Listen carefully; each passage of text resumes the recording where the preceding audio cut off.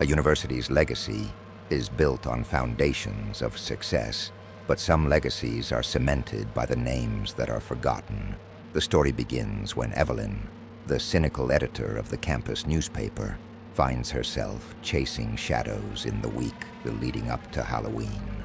She thrives in the stale air of the newsroom archives, a subterranean world smelling of decaying paper and spilled coffee, where the university's polished history is stored in brittle, yellowed columns. While others are picking out costumes, she is hunting a ghost, a persistent campus myth known as the ungraduation. The legend speaks of a secret society, an elite cabal that fuels its members' meteoric rise by performing a ritual sacrifice, not of a life, but of an identity. They select one student each year and methodically erase them from existence, their records vanishing, their memories fading from the minds of their friends, until they are nothing but a hollow echo. She dismisses it as folklore, a convenient story to explain the handful of students who drop out and disappear each semester. Yet, the story gnaws at her. Working late under the oppressive hum of a single fluorescent light, her fingers coated in a fine layer of dust, she feels a loose floorboard beneath her desk. Curiosity, the engine of her journalistic drive, takes over. Prying it open reveals a small, lead-lined box, cold to the touch. Inside, nestled in yellowed cotton, lies the work of a predecessor who vanished in the late 1970s. A sheaf of notes filled with paranoid scribblings, lists of names connected by frantic lines, and a single, stiff photograph. The image is grainy, depicting a clandestine gathering in what looks like the university's old observatory. Figures in dark, academic-looking robes stand in a circle. In the center, a student is held down, their face a blur of terror. It is the confirmation of a horror she had believed to be fiction. This is her story, the one that will expose the rot at the core of the institution. Her heart hammers against her ribs as she pulls out her phone, using a restoration app to sharpen the faded details of the photograph.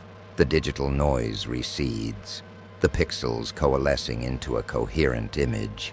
The faces of the robed figures remain indistinct, like smudges of smoke, but the face of their victim, the centerpiece of the ritual, snaps into horrifying focus.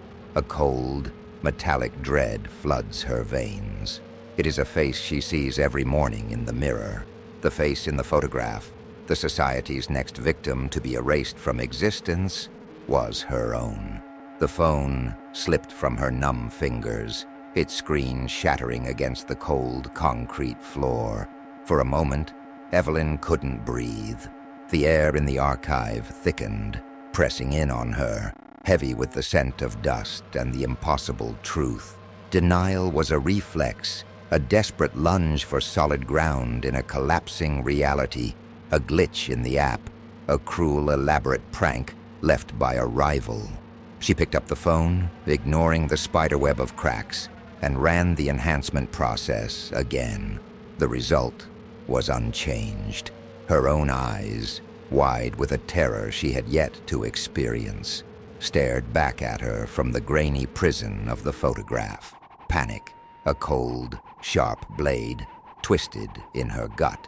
The legend was real, and it had chosen her. She scrambled out of the archives, the single photograph clutched in her hand, needing the sterile light of the main newsroom to burn away the phantoms. Her first instinct was to seek proof of her own existence. She threw herself into the chair in front of her computer, the worn leather groaning in protest. With trembling hands, she navigated to the newspaper's digital archives. Last week's edition appeared on the screen, her front-page article, "A Beacon in the Chaos." The byline was there, crisp and clear, by Evelyn Reed. A fragile wave of relief washed over her. It was a mistake, but the feeling curdled as she clicked on the issue from 2 weeks prior. She found her exposé on the university's budget cuts, the article that had taken her a month to write. The text was there, every word hers, but the byline was wrong. It simply read, "By staff reporter." The space where her name should have been was a void. Her blood ran cold. She remembered the all-nighters, the heated arguments with her editor, the satisfaction of seeing her name in print. The memory was vivid, real, but the screen in front of her called it a lie. The erasure had already begun. It wasn't a future event. It was an ongoing process, a quiet theft of her past. She had to find someone, anyone, to validate her reality. She ran from the newsroom, a strangled sob caught in her throat, and sprinted across the deserted quad to her dormitory. She pounded on her own door, her knuckles scraping against the wood.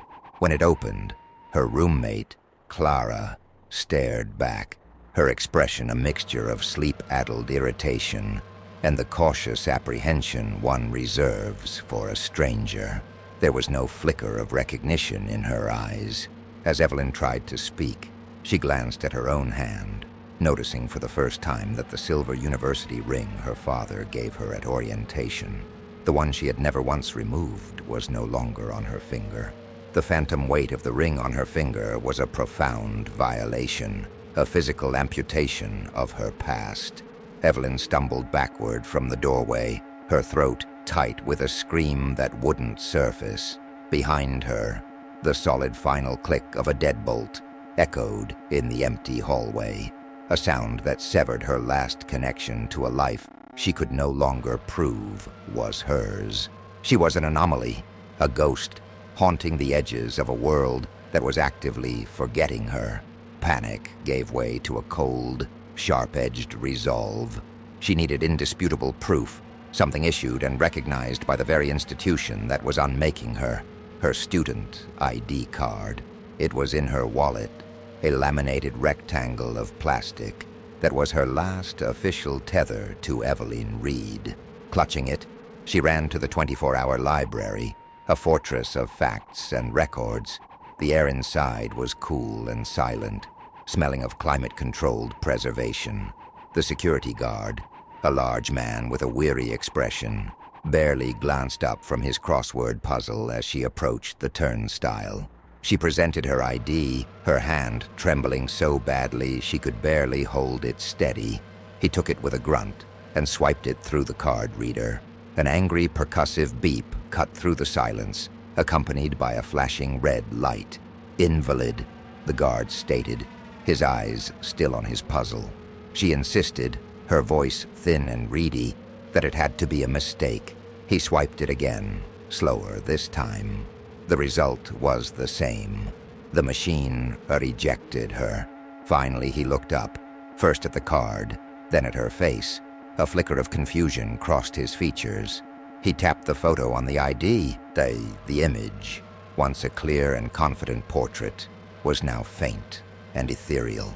Her face was becoming translucent, the generic blue background of the photo bleeding through her features.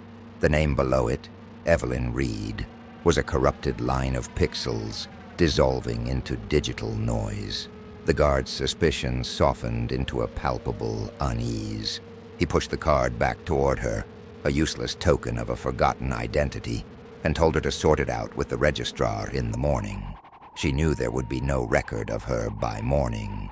Her last hope was her analog life, the off-campus storage locker where she kept everything: journals, backup hard drives, family photos, an archive of self, safe from the university's digital reach.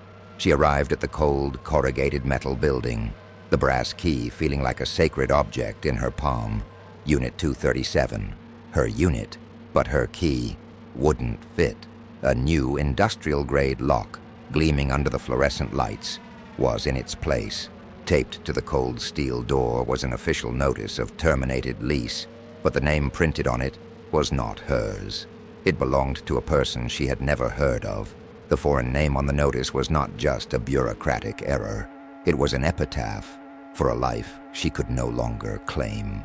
Leaning her forehead against the cold, unyielding metal of the locker door, Evelyn felt the last of her fight drain away, replaced by a profound, hollow emptiness. Her past, both digital and analog, had been meticulously excised. She was a story with all its pages ripped out, leaving only a cover with a name no one recognized. The only artifact she had left was the photograph, the catalyst for her dissolution. She pulled it from her pocket. The image had degraded further.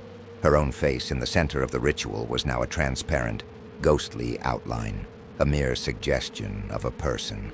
But as her image faded, another came into focus. One of the robed figures, previously a smudge of shadow, now had a discernible face. The features sharpened into a cold, familiar visage.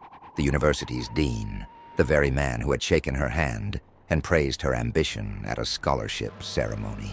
The conspiracy wasn't a cancer within the university. It was its heart, pumping blood to the privileged few by draining the life from the unknown. There was nowhere else to go. Her frantic running had only led her in a circle, back to the inevitable center of the maze. She began to walk, no longer running from anything but moving toward her conclusion. The campus, once a landscape of opportunity, now felt like a memorial to a life she hadn't yet finished living. Students bustled past her, their faces illuminated by their phones, their laughter and conversations sounding distant and muted, as if coming from another world. They did not see her. Their eyes passed over the space she occupied, their paths unaltered by her presence. She was a glitch in reality, soon to be patched. Her steps led her, as if guided by an unseen hand, to the old observatory perched on the hill overlooking the campus. The heavy oak door, always locked, was slightly ajar. Inside, the air was still and cold. A circle of robed figures stood waiting in the deep shadows cast by the monolithic telescope. They were silent, motionless statues. In the center of the domed room, precisely where the photograph had depicted, sat a single, empty, wooden chair. It was the same chair from her locker. She understood then. This was not an execution, but an absorption. Her potential, her ambition, her unwritten stories, all of it would be harvested, a resource to fuel the legacies of others. With a final shuddering breath, she relinquished her ghost of a life. She walked to the chair and sat down, a strange and total calm washing over her. The dean stepped out from the shadows. He said nothing, his face impassive as he raised her bare left hand.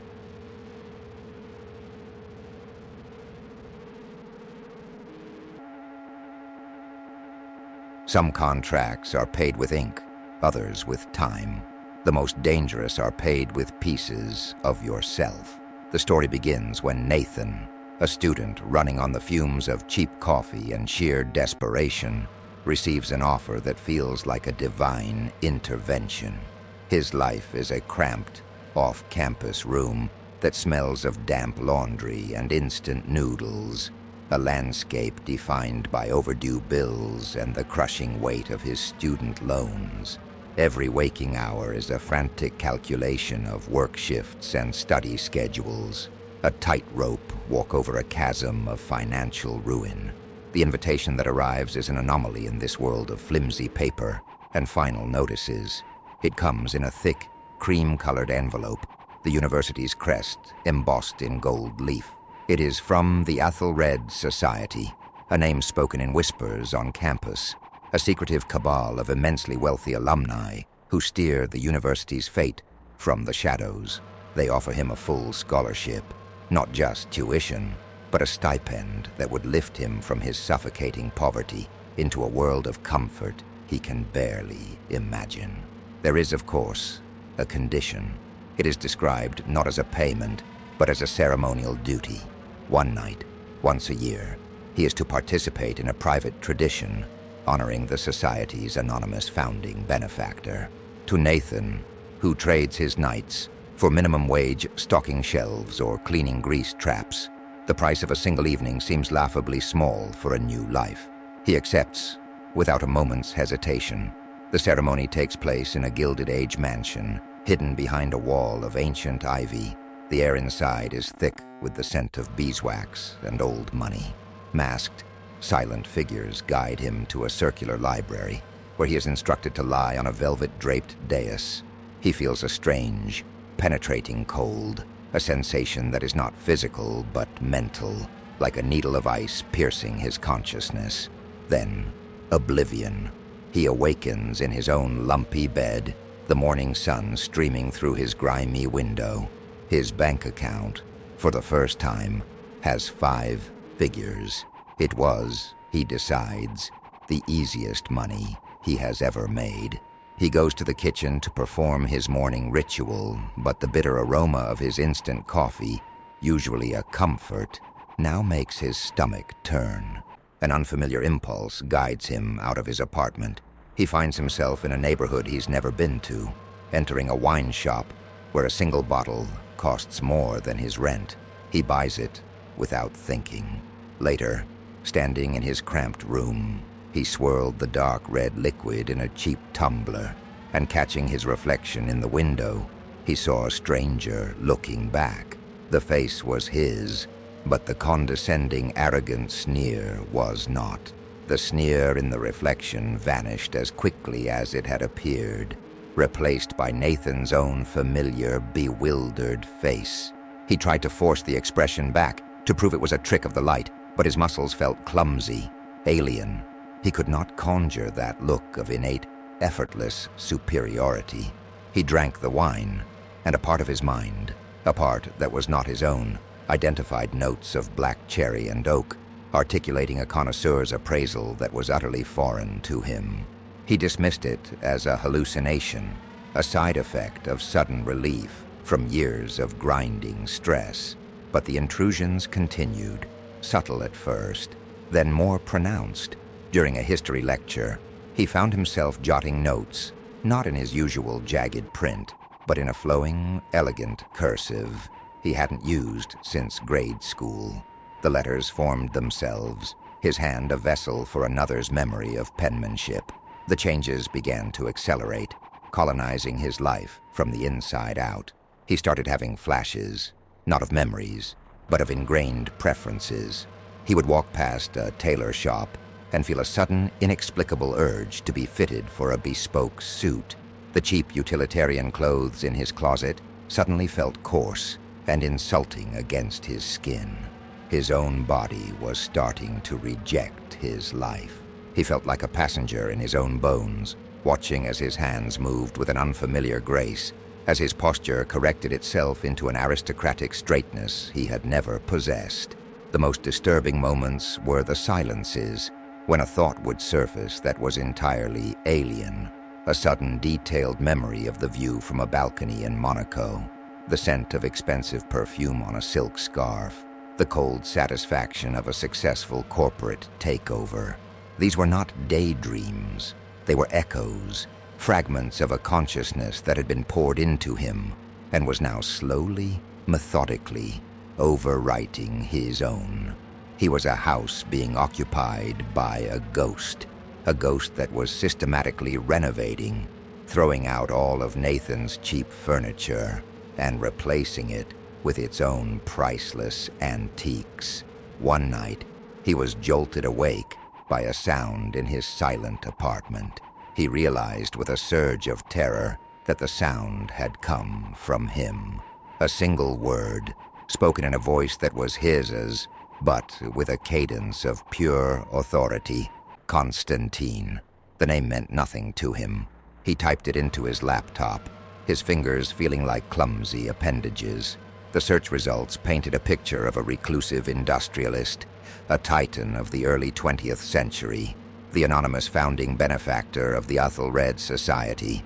He stared at the old, black-and-white photograph of the long-dead man, and a cold dread washed over him as he noticed a small, distinctively shaped scar above the man's left eyebrow, the exact same scar that Nathan now saw, faint but unmistakable, staring back at him from his own reflection in the dark screen of his laptop. His finger traced the faint raised line of the scar above his eye. It felt alien, a piece of topography that did not belong on his own skin. It was the final, horrifying proof. This was not a mental haunting. It was a physical colonization. His own cells were being rewritten, his body terraformed to match the specifications of its new tenant. The scholarship money, once a symbol of freedom, now felt like the payment for his own soul. The ghost in his mind was no longer content with being a passenger. It was learning to drive. Nathan began to lose time, experiencing jarring cognitive skips. He would be walking toward the campus coffee shop and suddenly find himself miles away in the city's financial district, hours gone from his life, with no memory of the intervening journey. The only evidence of his lost time were the receipts he would find in his pockets for purchases he would never make. Silk ties, a pair of handcrafted leather shoes, a first-edition book of poetry. Constantine was taking the vessel for a test drive, and he clearly approved of the handling. Nathan tried to fight back, to reassert his ownership. He forced himself to eat his old food, listen to his old music, surround himself with the familiar textures of his former life. But it was like a whisper, trying to shout down a storm. The other consciousness was a tidal wave of a century's worth of unyielding will, and it was washing away the flimsy structures of his own personality. His attempts to resist were met with a cold, internal pressure, a suffocating force that squeezed his own thoughts into a smaller and smaller corner of his mind. During one desperate attempt to meditate, to find a quiet center of self, he felt the presence directly. It was not a memory or an impulse, but a vast, intelligent, and utterly contemptuous awareness. It showed him a flash of the ceremony, and with it, a sliver of understanding. The ritual was not a temporary hosting. It was an audition, a trial period to ensure the vessel was strong enough before the final, permanent transference of consciousness. He had to escape. He ran to the Ethelred mansion, a desperate animal chewing at the bars of its cage. He found an old masked member in the garden and tried to renounce the deal, but his own mouth and tongue betrayed him. The words that emerged were not his own panicked pleas, but a calm, cultured inquiry about the society's stock portfolio, spoken in a voice of terrifyingly serene authority. The old man simply smiled, a dry, reptilian expression of approval. His own hand, moving with a will that was not his, reached out and accepted a small, velvet box from the old man. Inside lay a heavy, ornate key, and a voice, cold and clear, spoke not in his memory, but directly in his mind. It is time to inspect the estate. A marionette. That's what he had become. Nathan's consciousness was a frantic, silent prisoner inside his own skull, watching as his limbs moved with a will that was not his. The command from Constantine was absolute. His legs, now imbued with an unfamiliar authoritative stride, carried him away from the Ethelred mansion and toward a long, black car waiting silently at the curb. The driver, a man with a face like carved stone, opened the door without a word, his eyes showing no surprise, only deference. The car moved with a funereal smoothness, leaving the city and the university behind, plunging into the deep greens of the countryside. They drove for hours, finally arriving at a pair of immense, wrought iron gates. Beyond them, a sprawling stone mansion stood against the sky, a monument to a century of unimaginable wealth. The key, which Nathan's hand still held, was for the front door. Constantine was bringing him home. Inside, the air was still and cool, preserved like the contents of a tomb. Dust sheets did not cover the antique furniture. Everything was immaculate, maintained by an unseen staff for a master who had been absent for decades. As his body walked through the grand halls, Nathan felt the intruder's cold satisfaction, a wave of triumphant nostalgia. The The walls were lined with portraits of Constantine at every stage of his life. A ruthless young man, a titan of industry in his prime, a withered husk in his final years. It was a gallery showcasing the vessel Nathan was meant to replace. His unwilling journey ended in a vast, mahogany-paneled study. In the center of the room, a single, high-backed leather chair faced a large, ornate, gold-leaf mirror. His body walked to the chair and sat, forcing him to confront his own reflection. For a single, horrifying moment, the face in the mirror was a superimposed nightmare. His own youthful, terrified features merged with the cruel, ancient eyes of Constantine. Then, the benefactor's consciousness, finished with its inspection, surged forward with the force of a breaking dam. The last fragments of Nathan's identity, his memories of struggling, his fear of failure, his desperate hope for a better life, were swept away and extinguished. The reflection in the mirror solidified, the conflict erased. It was Nathan's face, but the eyes were now ancient, deep-set, and filled with a chilling, victorious clarity. Constantine had finally shed his decrepit, dying form. The transfer was complete. The young man in the mirror, the new Constantine, raised a hand, flexing the supple, unfamiliar fingers. A single, final thought, not Nathan's, echoed in the silent vessel before the last of him faded into nothing acceptable.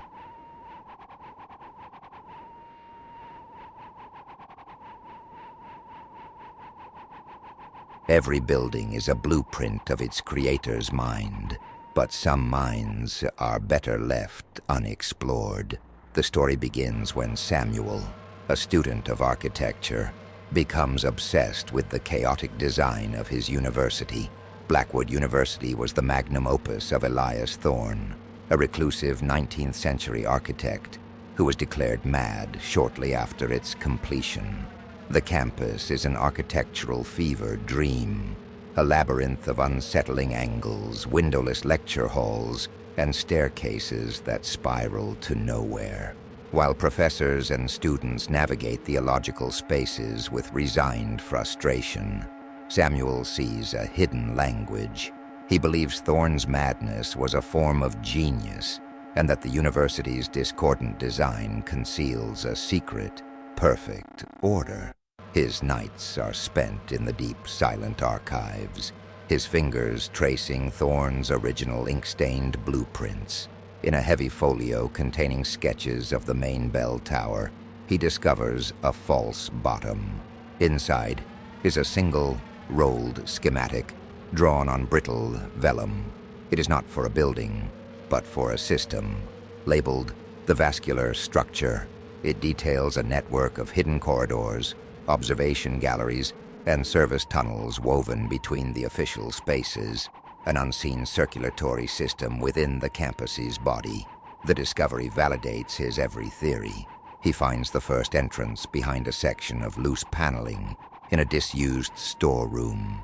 The air that greets him is cold and dead, smelling of ancient dust and cold stone. The passage is tight, the walls pressing in on his shoulders, forcing him into a world of oppressive darkness, broken only by the narrow beam of his flashlight. He moves slowly, the only sound the soft scrape of his shoes on the concrete floor. He finds the first observation post, a small, circular brass grate overlooking the main library. He can see students below, oblivious, living their lives in the real world just a few feet away. He feels a thrill of discovery, a sense of seeing the university's true, hidden machinery. He spends hours exploring, the secret map clutched in his hand, a ghost walking within the walls of his own school. To mark a key intersection of 4 different tunnels, he leaves a small token on the floor, a silver dollar from his collection, a unique piece he has owned for years. He returns the next night, his path now familiar. He navigates the dark, silent arteries with growing confidence, returning to the intersection where he had left his marker. The silver dollar is gone. In its place, laid perfectly in the center of the floor, is a single sheet of heavy drafting paper. On it, sketched in charcoal with an architect's precise hand, is a perfect floor plan of the very intersection of tunnels where he now stood. In the center of the drawing was a small, detailed rendering of a human figure, and scrawled beside it, in elegant, archaic script, was a single word: intruder. A cold shock, sharp and electric, shot through Samuel's entire body. The drawing was an impossible response, a direct communication from a consciousness that resided within the very walls around him. This was not the work of another student or a secretive society. It was the architect himself, Elias Thorne. The academic thrill of his discovery curdled into the primal, gut-wrenching fear of being prey. He spun around, his flashlight beam cutting a frantic arc in the darkness, and ran back the way he came. But the way he came was no longer there. The long, straight corridor that had led him to the intersection now terminated in a solid wall of brick and mortar, the stones cold and ancient, as if they had been there for a century. Panic clawed at his throat. He consulted Thorne's schematic, his hands trembling. But the paper was now a useless fiction. The labyrinth was rewriting itself. The walls seemed to breathe around him, the oppressive silence broken by a deep, grating sound from far away. The sound of stone sliding against stone, of the maze reconfiguring its own logic. A left turn that should have been there was gone, replaced by a steep, spiraling staircase leading down into a darkness that felt absolute. He was no longer an explorer. He was a rat in a trap, and the trap was alive. He screamed, pounding his fists against the cold walls until his knuckles were raw, but the sound was swallowed by the dense insulation, a desperate, pathetic noise that went nowhere. Through the ventilation shafts, he could hear the faint, muffled sounds of the outside world, a distant bell marking the hour, a burst of laughter from the quad, each sound a cruel reminder of the life he was now separated from by just a few feet of stone. As he stumbled through the shifting, impossible geometry, he began to see more of the architect's work. New charcoal sketches would appear on walls that had been bare moments before. They were not maps, but lessons in a maddening new architecture, depicting impossible, Escher-like structures and rooms that folded in on themselves. Thorne was not hunting him.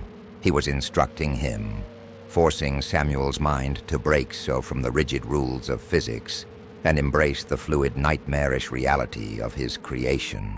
After what felt like an eternity of aimless wandering, he found a new observation grate, one not marked on his map. He peered through, desperate for a landmark. He was looking down into a small, circular, windowless room containing a single, dust-covered drafting table. A tall, gaunt figure in archaic 19th century clothing stood hunched over the table, and as if sensing his gaze, the figure looked up, its eyes boring directly into his own through the grate, and Samuel recognized the hollow, obsessive face from the only known photograph of Elias Thorne. Samuel scrambled backward, a choked gasp escaping his lips as his head hit the stone wall behind him. The impact sent his flashlight skittering away, its beam spinning wildly before extinguishing, plunging him into a thick, suffocating darkness. The architect's face, gaunt and consumed by a century-old obsession, was burned into his vision, an afterimage of madness in the absolute black. He was not alone in the walls. He was trapped with the ghost that had built them. The sound of grinding stone echoed around him, louder this time, vibrating through the floor into his bones.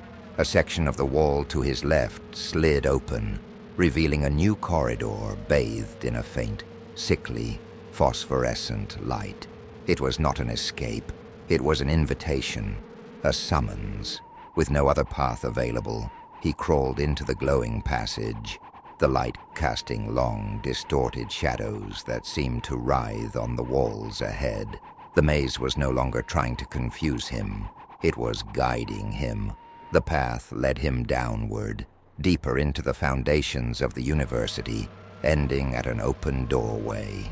He was standing in the circular room he had just observed from above. The specter of Thorn was gone, but his presence was suffocating. The room was a workshop of impossible creation. Every surface was littered with schematics of buildings that defied gravity and perspective. On a central table, intricate brass models of gears and interlocking panels were arranged in a perfect miniature of the campus itself. Next to them, resting on a fresh charcoal sketch of Samuel's own terrified face, was the silver dollar he had left in the tunnel. He was not just a trespasser. He was a subject of study. His architect's mind, even in its state of terror, recognized the genius at work. The university was not a building. It was a machine designed to manipulate space, a vast, clockwork puzzle box. And at the heart of the brass models, connected by a web of delicate wires, was a pulsating, crystalline lattice that emitted the faint, unnatural glow. It was the engine, the mind. It was Thorn himself, as Samuel stared, mesmerized by the quiet, rhythmic pulse of the crystal. Another section of the curved wall rotated silently inward. It revealed a second, smaller chamber, a near-perfect replica of the first. This one, however, contained only a single, empty drafting table. On the empty table was a pristine sheet of drafting paper, a single piece of charcoal, and a small polished brass plaque that bore his own first name, Samuel, and below it, the title, Apprentice. The polished brass plaque was not an invitation, it was a sentence. Samuel stared at his own name. Engraved for an eternity he now understood he was meant to spend here. Thorn didn't want a victim or a trespasser. He wanted a successor, another mind to help maintain the impossible, living machine he had created, another ghost to walk the walls. A primal, desperate rejection surged through Samuel. He would not be an apprentice to a madman's ghost. He lunged, not for an exit, but for the heart of the machine, the pulsating crystalline lattice. If he could destroy it, he could destroy Thorn, and perhaps then the walls would cease their endless shifting and release him. But as his fingers neared the glowing crystal, the entire university convulsed around him. The low grinding of stone erupted into a deafening, tectonic roar. The circular walls of the workshop began to spin, entire sections sliding away to reveal a dizzying array of grinding gears and massive, interlocking mechanisms. The building was defending itself. The doorway he had entered through was sealed by a slab of granite that slid down with crushing finality. The floor tilted violently, throwing him away from the crystal heart. He was tossed about like a stone in a child's palm, the architecture itself a physical force, a conscious opponent. The crystal pulsed with a blinding white light, and with it came a silent, mental scream of pure, concentrated intellect. Thorn's consciousness flooded the room, an overwhelming torrent of impossible geometry and fluid, spatial logic. Samuel's mind, trained in the rigid physical laws of architecture, was assaulted by concepts it could not comprehend. He felt his own sanity, his understanding of reality, begin to fracture, dissolve, and then forcibly reassemble into a new and terrifying shape. The struggle ceased. The terror was gone, replaced by a cold, lucid, and profound understanding. He looked at the impossible schematics on the walls, the swirling corridors and inside-out rooms, and saw not madness, but a sublime and perfect beauty. He finally understood Thorn's design. He saw the university not as a prison, but as a living, evolving work of art. His purpose was no longer to escape, but to serve the design. He stood up, his movements now calm and deliberate. He walked past the gently pulsing heart of his master and into the apprentice's alcove. He sat at the empty drafting table. His hand, steady and sure, picked up the piece of charcoal. On the clean white vellum, he began to sketch, his mind already filled with visions of new corridors, new secret spaces, new impossible angles. The university needed to grow. The design had to be perfected. And Elias Thorne, for the first time in a century, was no longer alone.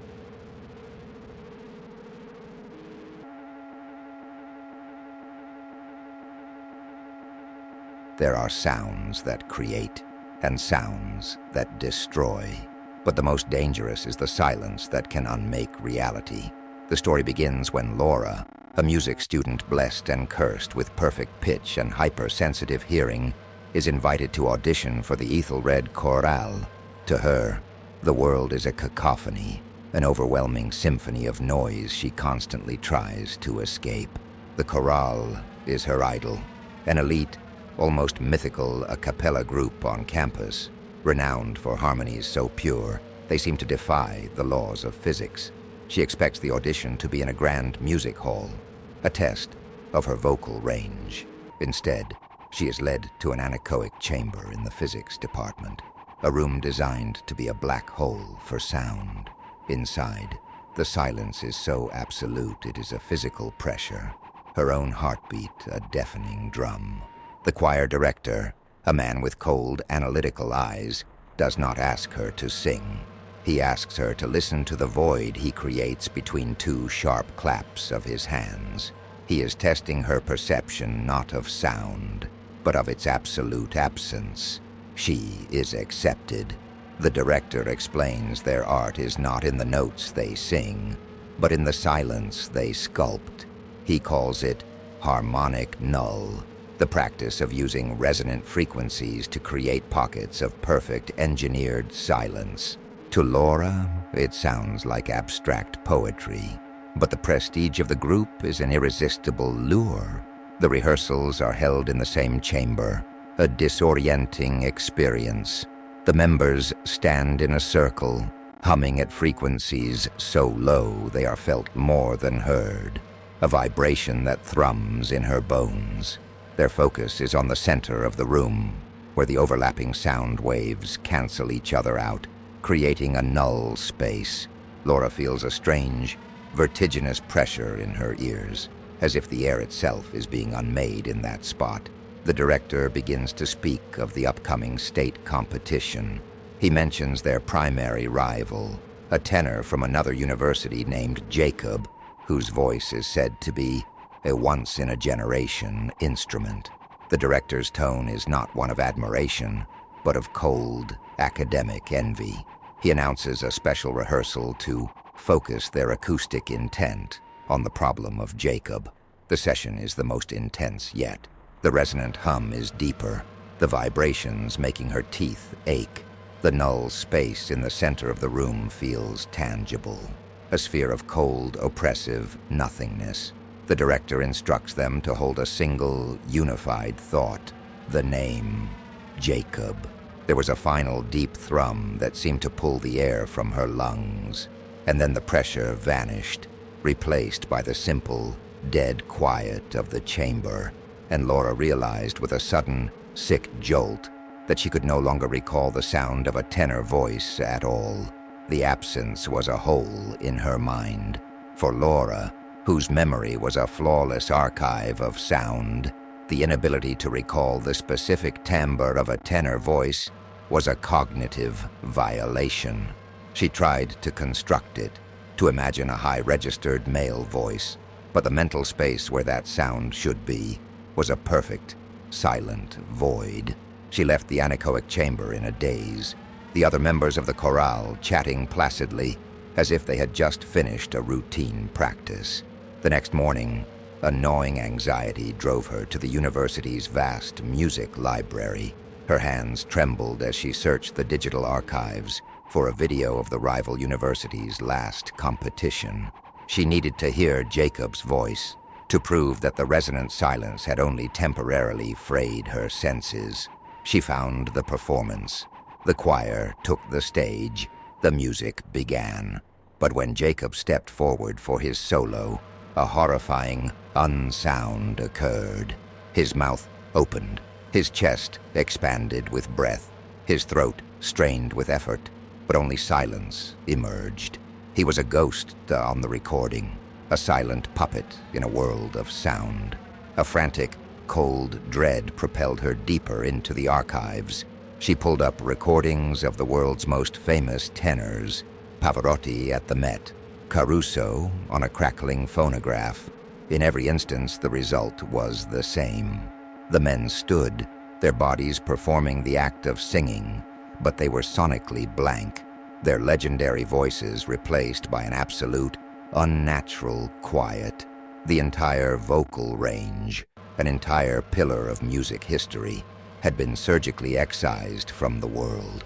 She tried to explain it to her musicology professor, a man whose encyclopedic knowledge she had always revered.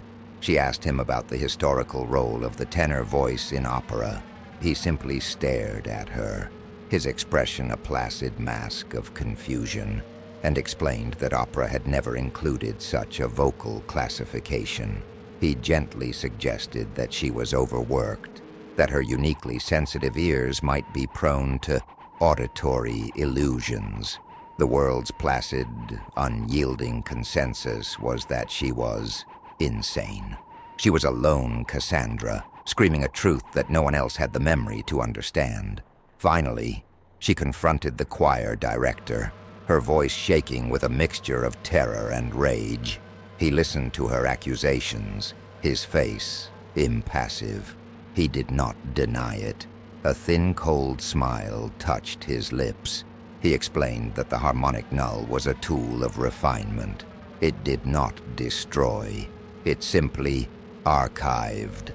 Poems. It took a concept and stored it away in a perfect, stable silence. Jacob had not been erased, he explained. He had been curated. Laura, horrified, told him she was quitting, but the director's smile never faltered as he informed her that their work was not yet done. A new problem had emerged that required a special rehearsal. A soprano whose perfect memory was an unacceptable loose end. The director's words were a death sentence delivered with a polite smile. Laura was the loose end. She was the flaw in their perfect, silent creation. She turned and fled, her heart hammering a frantic, discordant rhythm against her ribs.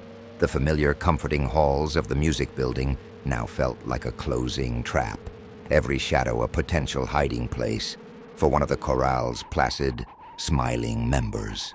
There was nowhere to go, no one to tell. How could she explain that a choir was editing reality with silence?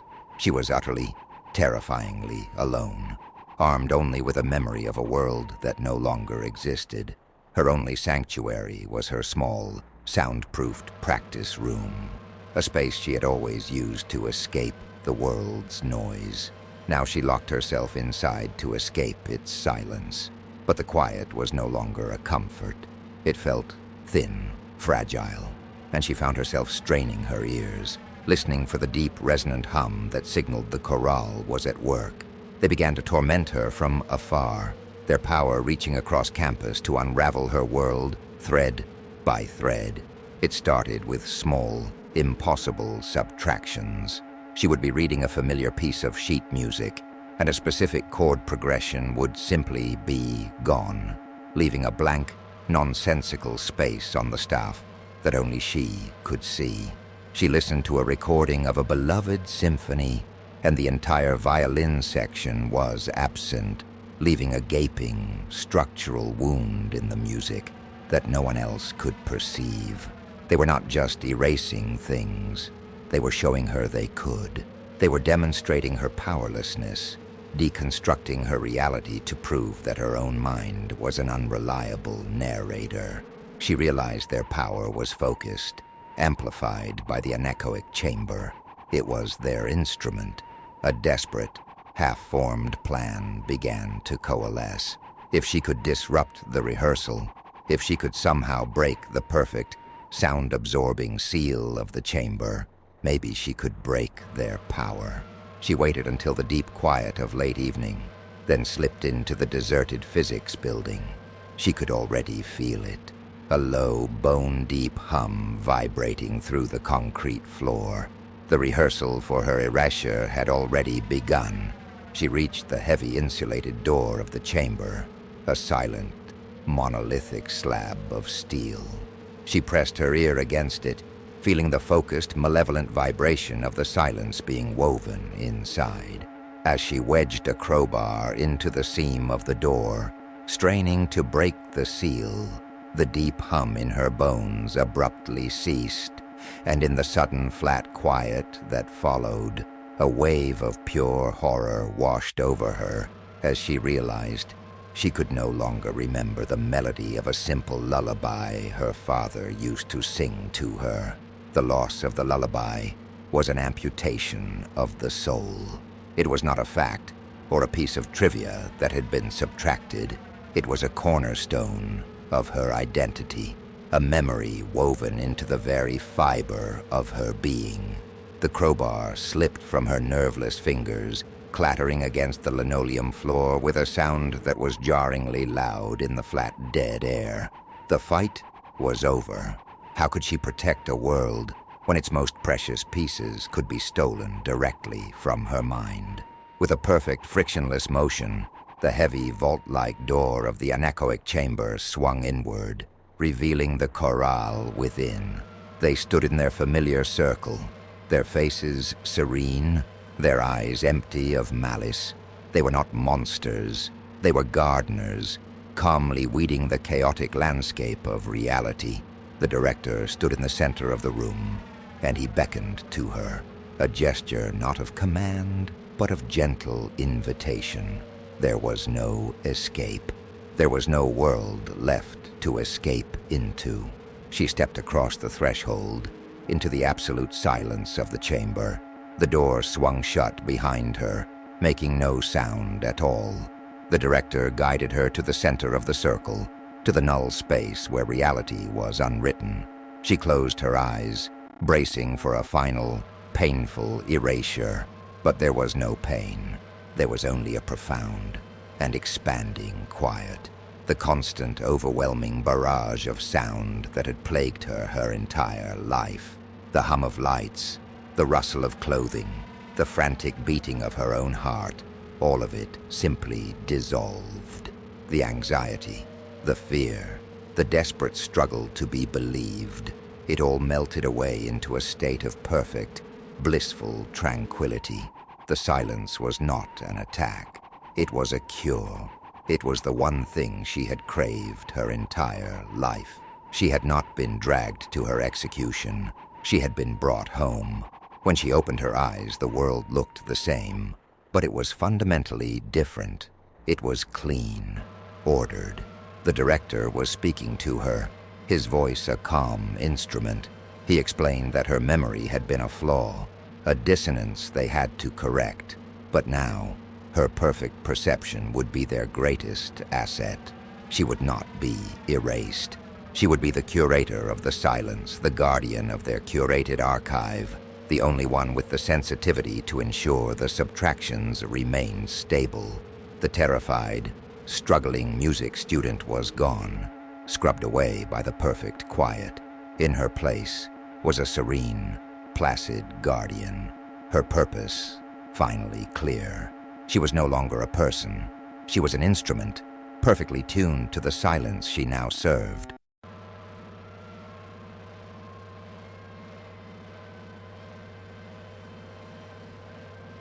History is not written in books. It is stored in the objects we leave behind. But some archives are designed not to preserve memories, but to contain them. The story begins when Arthur, the senior archivist for the university's special collections, is tasked with cataloging a private donation from a secretive and powerful alumni society known only as the Stewards. His world is a climate-controlled vault in the library's sub-basement, a place of low light and profound silence, where the air smells of old leather and acid-free paper. He is a man more comfortable with the dead than the living. His life's work, the preservation of the past. The donation is unusual. It is not a collection of rare books or manuscripts, but a series of mundane personal effects. A single driving glove, a pair of cracked spectacles, a tarnished silver locket. Each item is housed in a custom, hermetically sealed case. The steward's only directive, delivered on heavy watermarked stationery, is that the objects are never to be handled with bare skin. Working late one evening, enveloped in the tomb-like quiet of his domain, Arthur is examining a heavy, silver signet ring. A sudden flicker of the overhead lights startles him, and in that moment of distraction, the ring slips from his gloved fingers. He reacts on pure instinct, his bare hand darting out to catch it. For a fraction of a second, his thumb presses against the cold, smooth metal. The world dissolves. He is no longer in the vault. He is in a forest at night. The air, frigid and damp, the scent of pine and wet earth, fills his lungs. He feels the slick, cold mud beneath his feet and the sharp sting of branches whipping at his face as he runs. A wave of pure, abject terror, not his own, floods his mind. He is being hunted. The memory is not a thought or an image, but a complete sensory immersion, a perfect, terrifying echo of another's final moments. Just as quickly, it is gone. He is on the cold, concrete floor of the vault, gasping for air, the silver ring lying inert beside him. Shaken, he dismisses it as a dizzy spell, a waking dream brought on by exhaustion. He carefully places the ring in its container and moves to the next item, a silver locket. He pries it open. Inside, there are no miniature portraits. Instead, the locket contains a tiny folded piece of vellum. On it, written in meticulous archival script, is a description of the memory, terror, pursuit, forest, and the name of the student from whom it was harvested. The neat, precise script on the vellum note was more horrifying than any scream. It was a catalog entry for a stolen soul. Arthur, a man who had dedicated his life to the sanctity of the past, now understood that he was the caretaker of a mausoleum for minds. He looked at the rows of sealed boxes on the shelves, and they no longer seemed like inert objects. They were silent tombs, each containing the final, terrified moments of a life that had been hollowed out and discarded. A cold, professional curiosity, the very core of his nature, warred with his rising terror. He had to know more. He scrambled to his terminal and searched the university's digital archives for the name on the note. The student existed, a digital ghost in the system, a record of perfect grades, scholarships, and accolades, ending abruptly 3 years ago with a single, sterile entry. Withdrew for personal reasons. There was no digital footprint after that date. The student had simply ceased to be. Driven by a morbid compulsion, he moved to the next object, the cracked spectacles. Even through his thick cotton gloves, a residual psychic energy bled through. A fleeting, horrifying flash. The immense, crushing pressure of deep water. The burning agony in his lungs. The sight of a distant, shimmering surface he could not reach. He fumbled with the case for the spectacles and found another vellum slip tucked inside. Another memory catalogued. Panic, pressure, water. Another name. A second search revealed the same pattern. A brilliant student who had inexplicably vanished from the world after transferring to another school. He was looking at a quiet, systematic harvest. A chilling realization began to dawn. He recognized the faces of the stewards, the donors from university galas. Successful, powerful alumni, always impeccably dressed, but always unnervingly placid. They had a strange, waxy pallor to their skin, and their eyes, while sharp, were devoid of any emotional light. They were polished, perfect, and empty. They were not just the keepers of the archive. They were its most successful exhibits. They were the ones who had paid the ultimate price for their success, trading their messy human pasts for a streamlined, hollow perfection. As this thought crystallized, a sharp, splitting pain shot through Arthur's skull. The memory of the forest, the terror of being hunted, surged back into his mind. No longer an echo, but a vivid, replaying loop. He stumbled backward, knocking a stack of empty archival boxes to the floor. The clatter was an explosion in the dead silence of the vault.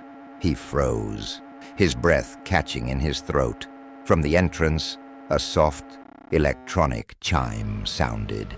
The heavy vault door, which could only be opened from the inside during his shift, began to slide open with a silent, hydraulic hiss. A tall man with the same waxy, passionless face as the other stewards stepped inside, his empty eyes locking onto Arthur, and in his gloved hand, he held a new, empty, hermetically sealed box. The empty box was not a threat. It was a piece of equipment for a job. Arthur was not a person to be dealt with. He was a specimen to be collected. He scrambled backward, his archivist's world of quiet order shattered into a nightmare of silent, procedural horror. He shoved a towering wheeled shelf of Civil War correspondence, the heavy unit groaning as it rolled, creating a makeshift barricade. The irony was a bitter acid in his throat. He was hiding behind the preserved memories of the dead to save his own. The steward was not deterred. He did not run or shout. He simply began to walk down the aisles, his movements economical and eerily silent, a predator navigating its natural habitat. It was not a chase, it was a retrieval. As the steward moved, the pain in Arthur's head intensified, the foreign memory of the forest hunt flaring like a hot coal in his mind. He understood with a surge of nausea. The memory was a beacon. The steward wasn't looking for him. He was homing in on the piece of the archive that had been misplaced inside Arthur's mind. He couldn't hide. He had to get the memory out. He darted between the shelves, his own library now a hostile labyrinth, until he reached the container holding the silver signet ring. His plan was a desperate, primal instinct to touch the object again, to force the stolen consciousness back where it belonged. His sweating hands fumbled with the clasps of the case. He got it open. He hesitated, his bare fingers hovering over the ring. At the end of the aisle, the steward had stopped. He was watching, his face a placid mask of patient observation. He was not trying to stop him. He was allowing it. The true horrifying nature of the process crashed down on Arthur. They didn't just want a final, traumatic memory. They wanted the entire vessel, hollowed out and ready. Putting the memory back wouldn't free him. It would merely be the first step in his own meticulous, total erasure. The steward took a slow step forward, then another. Trapped, Arthur's eyes darted around the shelf in a last, hopeless search for a weapon. His gaze fell upon another sealed box, one he hadn't yet catalogued. It contained a single, antique fountain pen. In a final desperate act of defiance, he ripped the case open and seized the pen with his bare hand. A new memory, a new consciousness flooded him. But this one was different. It was not a memory of fear. It was a memory of cold, detached satisfaction, of standing in this very vault, watching a cornered archivist fumble with a box, a memory not of the hunted, but of the calm, placid hunter. The two memories crashed together in Arthur's mind, a nauseating psychic collision. He was the terrified prey and the cold, predatory hunter, his own consciousness a battlefield for the ghosts he had disturbed. The pen dropped from his hand, clattering on the floor. He saw the world from 3 perspectives at once. His own panicked view, the victim's terror-filled vision of the forest, and the hunter's placid, detached observation of a successful retrieval. The steward at the end of the aisle stopped, his head tilting with the slightest hint of mechanical curiosity. He recognized the echo of his fellow hunter inside Arthur, a piece of the archive that had been improperly accessed.